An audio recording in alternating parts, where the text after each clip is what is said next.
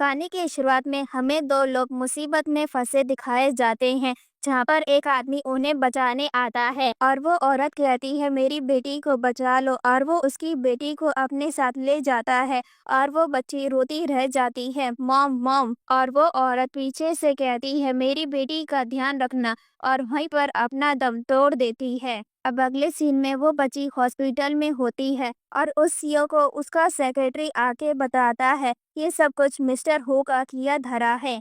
अब इसके बाद उस बच्ची का रीबर्थ हो जाता है और नैना देखती है कि वो उस वक्त में पहुंच चुकी है जब उसके पेरेंट्स की शादी होने वाली थी।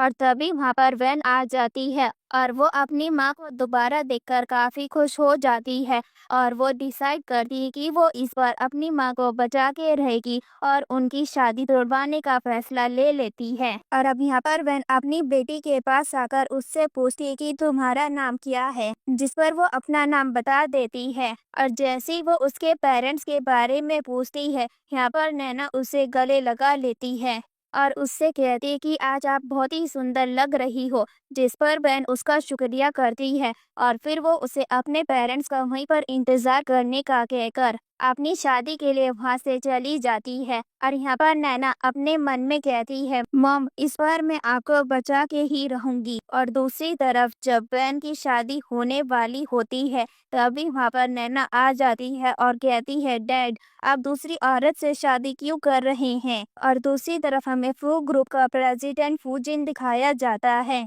जिसे उसका सेक्रेटरी कहता है कि आज मिस बहन की शादी है, क्या आप वहाँ पे नहीं जाएंगे, वो तो आपके बचपन की दोस्त है और असल में तो वो आप हो जिन्होंने सालों पहले उसकी जान बचाई थी। और इसके बाद हमें पास्ट का सीन दिखाया जाता है जब बहन का कार एक्सीडेंट हो गया था, तब फूजी नहीं आकर उसकी जान बचाई थी। और दूसरी तरफ नैना बोलती है कि मैं सच बोल रही हूँ, मेरे फादर मिस्टर कू है और मेरी मदर जाओ जाओ। और ये सुनकर सभी लोग हैरान हो जाते हैं और आपस में बातें करने लगते हैं। और यहाँ पर मिस्टर हु सबसे कहते हैं कि जाओ मेरे ब्रदर की सेक्रेटरी है और शायद से ये इस बच्चे की कोई शरारत है, जिस पर जाओ भी उसी का साथ देती है। और दूसरी तरफ फूजिन को भी इस बारे में सब कुछ पता चल जाता है और वो भी इस तरफ आने लगता है। और दूसरी तरफ वैन कहते हैं कि उन्हें अपनी वेडिंग को समय के लिए रोक देनी चाहिए, जो सुनकर मिस्टर हु भड़क जाता है और फिर अपना गुस्सा कंट्रोल करते हुए वैन को शादी के लिए दोबारा मनाने लगता है। लेकिन नैना बीच में उनकी शादी तोड़वाने की दोबारा कोशिश करती है, जिस पर मिस्टर हु सिक्योरिटी से कहकर उसे बाहर फिकवाने को कहते हैं। और यहाँ पर वैन उस बच्ची को ऐसे रोता देख वो भी उन्हें रोकने की कोशिश करती है और तभी ही वहाँ पर फूजिन भी आ जाता है और वो आते ही सभी लोगों को वहाँ से भेज देता है। और यहाँ पर मिस्टर हु उसे देखकर कहता है ब्रदर आप वापस कब आए। और वो वैन को संभालते हुए कहता है कि तुम इस तरह लोगों को ट्रीट करते हो, जिस पर वो कहता है कि आपको कोई गलत फहमी हुई है, जिस पर नैना बीच में बोलती है कि ये सच में मेरे डैड है। और यहाँ पर वो कहता है अभी पता चल जाएगा, और वो उन दोनों का एक बार लेकर डीएनए रिपोर्ट के लिए भेज देता है। और थोड़ी देर बाद रिपोर्ट भी आ जाती है, जहाँ पर उन्हें पता चलता है कि नैना सच में उसकी ही डॉटर है, जो देखकर मिस्टर हु खुद हैरान हो जाता है और बोलता है ऐसा नहीं हो सकता, ये सब झूठ है। और वो वैन के पैरों में गिरकर उसे उस पर यकीन करने को कहता है। लेकिन यहाँ पर वैन उसे अपनी शादी तोड़ने का कहकर वहाँ से जाने लगती है, जिस पर नैना उसे रोककर कहती है नंटी क्या मैं आपके साथ चल सकती हूँ, जिस पर वो मान जाती है। अब अगले सीन में नैना को एक डरावना सपना आता है, जिसके कारण उसकी नींद खुल जाती है। तभी जाओ वहाँ पर आ जाती है और वो उसे देखकर कहती है कि तुम मुझसे डर क्यों रही हो, कल तुमने नहीं कहा कि मैं तुम्हारी माँ हूँ। और अपने मन में कहती है कि अगर ये लड़की बीच में ना आई होती तो हमारा प्लान कब का कामयाब हो जाता। और तभी वहाँ पे फूजिन आ जाता है, जिसे देखकर नैना तुरंत गले लगा लेती है और वो जाओ को देखकर पूछता है कि वो यहाँ पर क्या कर रही है और उसे वहाँ से भेज देता है। और अब यहाँ पर नैना बोलती कि उसे उस खूबसूरत आंटी की याद आ रही है, जिसके बाद अगले सीन में वो उसे सीधा वैन के पास ले जाता है। और यहाँ पर वो दोनों एक दूसरे को देख ही रहे होते हैं, जिस पर नैना उन दोनों का हाथ पकड़ के उन दोनों को एक दूसरे के करीब ले आती है और फिर उनसे घूमने चलने के लिए बोलती है। जिस पर वो दोनों उसे एक म्यूजियम में घुमाने ले जाते हैं और अब वो दोनों आपस में बातें कर ही रहे होते हैं। तभी यहाँ पर वैन को एक कॉल आ जाती है और वो फूजिन को कहती है कि ग्रैंडपा हॉस्पिटल में है और नैना को उसके पास छोड़कर चली जाती है। अब वो अगले सीन में हॉस्पिटल पहुंचकर ग्रैंडपा के बारे में पूछती है, जहां पर उनका असिस्टेंट कहता है कि वो अभी खतरे से बाहर है और डॉक्टर ने उन्हें आराम करने के लिए कहा है।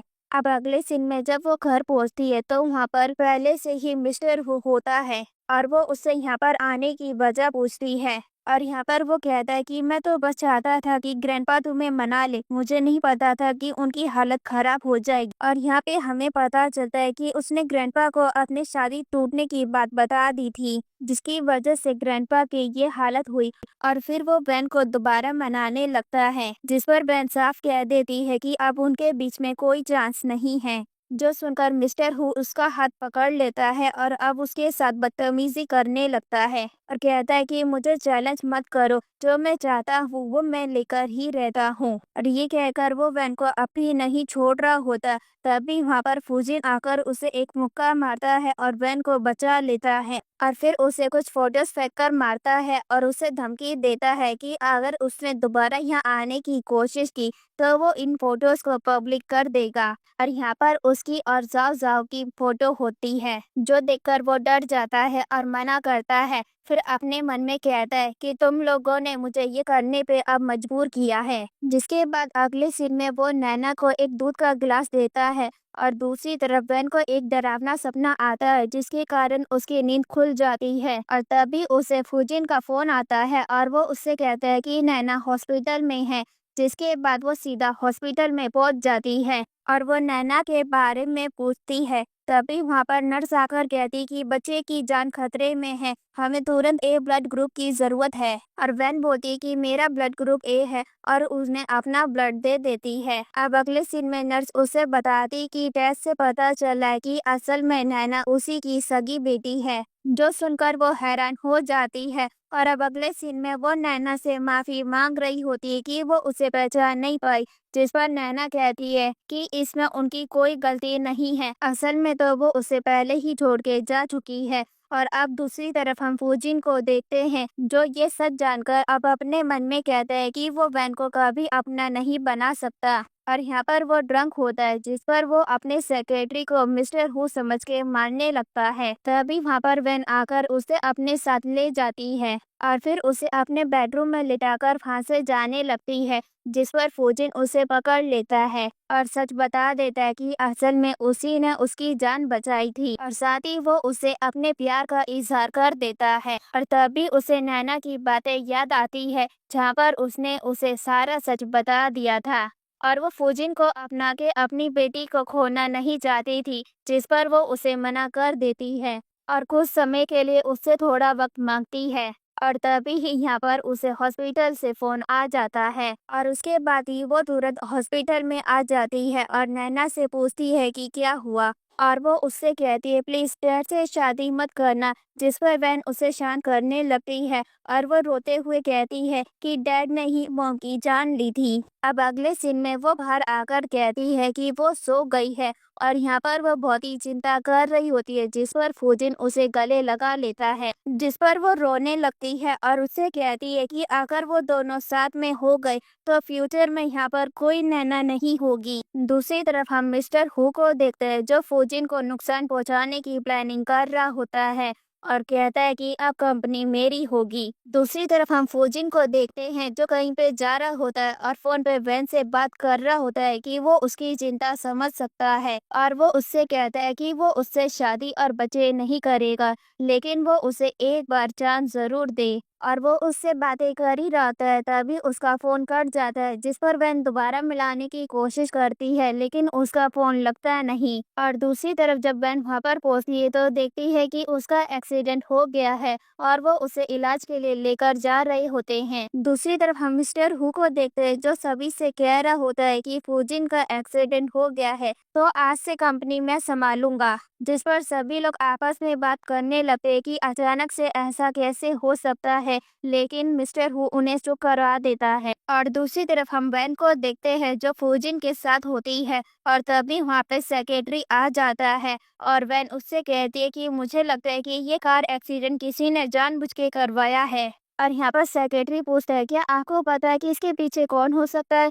जिस पर वो कहती है, हाँ, लेकिन मुझे उसके खिलाफ एविडेंस चाहिए होंगे। जिसके बाद वो सीधा मिस्टर हु के पास चली जाती है और उससे कहती है, क्या वो एक्सीडेंट तुमने करवाया था?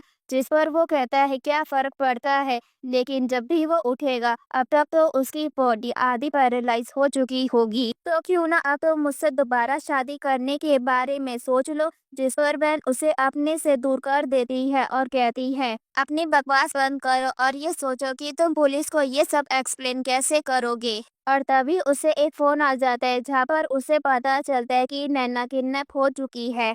जिसके बाद वो उसे बचाने वहाँ पर पहुंच जाती है, लेकिन वहाँ पर नैना नहीं होती। और तभी जाजा पीछे से आकर उसे बेहोश कर देती है। अब उसके बाद जब उसे होश आता है तो उसे पता चलता है ये तो सब उसकी चाल थी उसे वहाँ पर लाने की। और वो उसे एक डॉक्यूमेंट देकर उसे उसकी सारी प्रॉपर्टी उसके नाम करने को कहती है, जिस पर वैन साफ मना कर देती है। जिस पर वो नैना को चोट पहुंचाने की धमकी देती है, जो सुनकर वैन साइन करने के लिए मान जाती है। और यहाँ पर वैन साइन करने के लिए उसे अपना हाथ खोलने को कहती है, जिस पर वो कहती है, क्या तुमने मुझे बेवकूफ समझा है? और उसके अंगूठे के निशान ले लेती है और उसके बाद वो उसे छोड़ने को कहती है, लेकिन जाओ जाओ वहाँ पर आग लगाकर चली जाती है। और दूसरी तरफ नैना को भी वैन के गायब होने की खबर पता चल गई थी, जहाँ पर वो सेक्रेटरी से मदद मांगने लगती है और सेक्रेटरी भी अपनी पूरी कोशिश कर रहा होता है। अब अगले सीन में जब फूजिन को होश आता है, सेक्रेटरी उसे सारी बात बता देता है।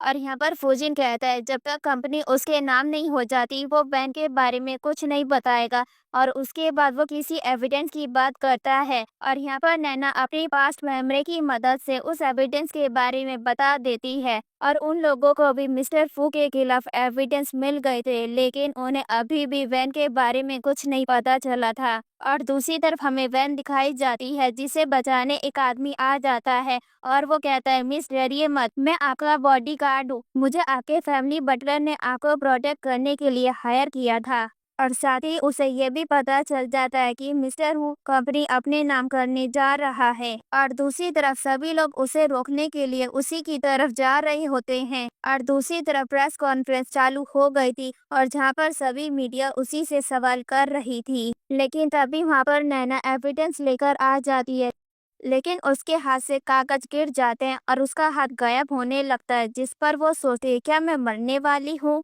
और तभी ही सारे रिपोर्टर्स उसके पास आ जाते हैं और कहते हैं, क्या तुम्हारे पास सच में एविडेंस है? लेकिन इतने में मिस्टर हु का सेक्रेटरी उन एविडेंस को उसके पास ले जाता है और वो उन्हें देखकर सबके सामने उस एविडेंस को डिस्ट्रॉय कर देता है और सबसे माफी मांगते हुए कहता है, ये शायद से इस बच्चे की कोई शरारत है। लेकिन तभी ही पीछे से एक रिकॉर्डिंग चलने लगती है जिसके अंदर उसने फूजिन को मारने की प्लानिंग की हुई थी और अब ये सच सबके सामने आ चुका था। तभी यहाँ पर उसको पता चलता है किसी ने कंट्रोल रूम के साथ छिड़कानी की है और यहाँ पर मिस्टर हुक को पता होता है ये किसकी हरकत है। अगले सीन में वैन जा रही होती है, तभी उसे नैना के रोने की आवाज आती है, जहाँ पर वो उस आवाज का पीछा करते हुए उस रूम के अंदर चली जाती है, लेकिन वो सिर्फ एक ऑडियो क्लिप थी और वहाँ पे मिस्टर हु का सेक्रेटरी उस पर हमला कर देता है। फिर अगले सीन में हम देखते हैं कि उसके बॉडीगार्ड ने उन दोनों को ही पकड़ लिया होता है और यहाँ पर वो बॉडीगार्ड कहता है, मिस क्यों ना हम इन दोनों को ही मार दे। जिस पर वैन मना करती है और कहती है कि हम इन्हें पुलिस के हवाले करेंगे।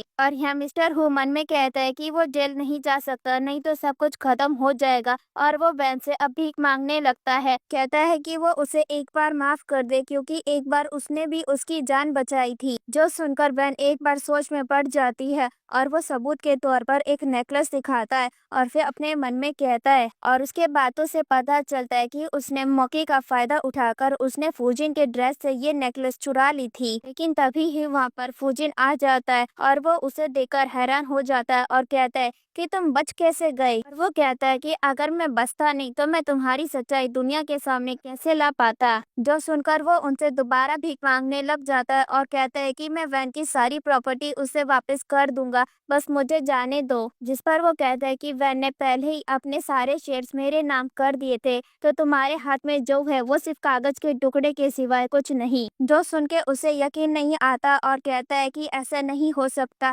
तभी वहाँ पे पुलिस आ जाती है और उसे गिरफ्तार करके ले जाती है। और उनके जाते ही यहाँ पर फूजिन की तबीयत खराब हो जाती है, जिसके बाद अगले सीन में अब वो हॉस्पिटल में होता है। तभी वहाँ पर जाओ नर्स के भेस में आ जाती है और कहती है अगर ये नहीं होता तो मेरा प्लान कब का कामयाब हो जाता, और उसे मारने की कोशिश करती है। तभी उसे वहाँ पे नैना के आने की आवाज सुनाई देती है और वो पर्दे के पीछे छुप जाती है। और नैना के वहाँ पे आते ही वो उसे पकड़ लेती है और नैना जोर जोर से चिल्लाने लग और उसकी आवाज सुन के वैन और सेक्रेटरी भी वहाँ पर पहुंच जाते हैं। और इतने में अफूजिन को भी होश आ चुका था, लेकिन जाओ को इस बात का पता नहीं लगता। और जैसे ही वो नैना पे हमला करने जाती, फूजिन उसको पकड़ लेता है और नैना को उससे बचा लेता है। और जैसे ही वो उसे पुलिस के पास ले जाने लगते, वैन यहाँ पर उन्हें रोकती है और वही हथियार लेकर जाओ की तरफ बढ़ने लगती है और कहती है कि तुमने मेरी बेटी को चोट पहुंचाने की कोशिश की है, और उस पे हमला करने की कोशिश करती है। जो देखकर जाओ डर के मारे बेहोश हो जाती है। और अब वैन फूजिन के पास जाकर कहती है अब मेरा बदला पूरा हुआ, और उसके बाद उसे पुलिस के हवाले कर देते हैं। अब अगले सीन में वो लोग घर आ चुके थे और वहाँ पे फूजिन वैन के साथ फ्लर्ट करने की कोशिश कर रहा होता है, जो देखकर नैना कहती है कि मैंने कुछ नहीं देखा और वहाँ से भाग जाती है। और उसके बाद वो उन दोनों को चुपके से देख रही होती है और तभी यहाँ पर उसका हाथ गायब होने लगता है और वो कहती है कि अब मैं शायद से जाने वाली हूँ। अगले सीन में वैन सोने जा रही होती है, लेकिन नैना उसे नहीं जाने देती और वो उसे चकमा देकर फूजिन के कमरे में भेज देती है। और वहाँ पर वो दोनों एक दूसरे को देखकर ऑकवर्ड हो जाते हैं, जिस पर नैना हंसने लगती है और फिर उन दोनों के पास आकर कहती है कि वो उन दोनों के साथ सोना चाहती है, जिस पर वो लोग मान जाते हैं। और अगले सीन में वो लोग मस्ती करते करते सो जाते हैं और दूसरी तरफ नैना भी अब गायब हो चुकी होती है। और अब अगले सीन में जब उन लोगों की आँख खुलती है तो उन्हें नैना कहीं पर भी नहीं मिलती, जिसके बाद वो लोग उसे पागलों की तरह ढूंढने लगते हैं और कई साल बीत जाते हैं, लेकिन उन्हें नैना कहीं पर भी नहीं मिलती। और यहाँ पर नैना की याद में वैन की भी मेंटल कंडीशन खराब हो चुकी होती है और वो बच्चों जैसा बिहेव कर रही होती है, लेकिन तभी वहाँ पर फूजिन आकर उसे संभालता है और उसे शांत करता है और उसे एक ड्राइंग देकर कहता है देखो ये पेंटिंग हमारी बेटी ने बनाई थी, जिसे देखकर वो भी शांत हो जाती है। अब अगले सीन में वैन सो रही होती है और वो उसके पास आकर बैठ जाता है और तभी वैन उसे पीछे से गले लगा लेती है और अपने मन में कहती है कि ये मेरे लिए इतना कुछ कर रहा है और मैंने अब तक इसके लिए क्या किया। जिसके बाद वो उसे किस करती है और उसे हर चीज के लिए शुक्रिया करती है और फिर उससे कहती है चलो अब हम शादी करते हैं। उसके बाद वो दोनों साथ में एक रोमांटिक टाइम स्पेंड करते हैं। अब उसके बाद हमें 7 साल के बाद का सीन दिखाया जाता है, जहाँ पर अब उनकी एक बेटी हो चुकी है और वहाँ पर अब नैना ने उनकी बेटी के रूप में जन्म ले लिया होता है और अब यहाँ पर उनकी फैमिली कंप्लीट हो चुकी होती है। और इसी के साथ ये ब्यूटीफुल स्टोरी यहीं पर खत्म होती है।